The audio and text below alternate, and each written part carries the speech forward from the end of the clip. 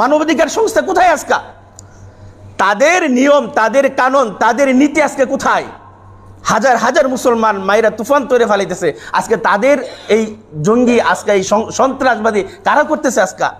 অথচ যদি এটা কোনো মুসলমান করতো কি হইতো, পরিস্থিতিটা কি হইতো প্রিয় ভাইরা? সুতরাং আজকে আমাদেরকে ওরা ওইভাবে গড়ে তুলছে, মুসলমানরাই আমরা আজকে কি তাদের দাসে দাসত্ব হয়ে গেছি আমরা। আল্লাহ রাসূল সাল্লাল্লাহু আলাইহি ওয়াসাল্লাম বলেন যে কোনো যে জায়গায় কোনো মুমিন বিপদে পড়ে যদি তোমরা একে অপরকে সহযোগিতা করো, এই সহযোগিতার পথ, সহযোগিতার নীতি আমাদেরকে আল্লাহ রাসূল শিখিয়ে গেছেন, দেখিয়ে গেছেন। ওয়াল মুমিনুনা ওয়াল মুমিনাতু বা'দুহুম আউলিয়াউ বা'দ। মুমিন তারা পরস্পর কি, তারা ভাই ভাই। সেই ভাই ভাই তো আমরা নাই, শুধু আমার ভাই যে আপন সেই আপন না। মুমিন ইন্নামাল মুমিনুনা ইখওয়া, এটা আমভাবে আল্লাহ তাআলা বলে দিয়েছেন। সকল মুমিন তারা পরস্পর কি, তারা ভাই ভাই, তারা পরস্পর ভাই ভাই। আল মুসলিমু আখুল মুসলিম, একজন মুসলিম আরেক মুসলিমের কি, তারা ভাই। যখনই সে বিপদে পড়বে তোমরা সকলেই তাকে কি করো, সহযোগিতা করো। যে রাষ্ট্রই বিপদে পড়ুক সকল রাষ্ট্র মিলে তোমরা কি করো, তাকে সহযোগিতা করো। সেই সহযোগিতা আজকে কোথায় আমাদের?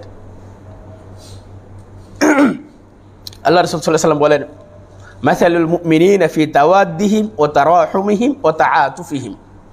মুমিনদের অবস্থা হলো এরকম যে তারা দয়ার ক্ষেত্রে, ভালোবাসার ক্ষেত্রে, সহমর্মিতার ক্ষেত্রে একটা অঙ্গের মতো, একটা অঙ্গের মতো। সাইরুল মিসলু মাসালুল জাসাদ, একটা অঙ্গের মতো, একটা দেহের মতো।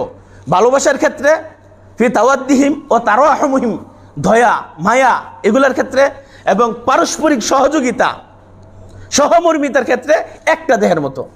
যেমন আল্লাহ রাসূল বলেন যে ইশতাকা মিনহু উদবুন তাদাআ লাহু সাইরুল জাসাদ বিল হুম্মা ওয়াস সাহর।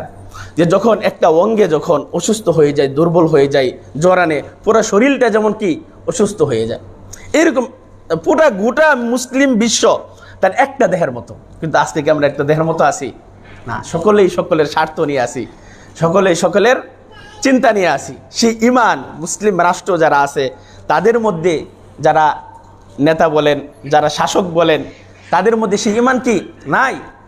সেই ইমান যদি থাকতো তাহলে সকলেই এর প্রতিবাদ শক্তভাবে কি করতো, প্রতিবাদ করত। প্রিয় ভাইয়েরা, কষ্ট লাগে আসলে যেখানে মুসলমানরা জুলুম হবে, মাজলুম হবে, সেখানেই যেন আমরা কি করি, তাদেরকে সহযোগিতা করি।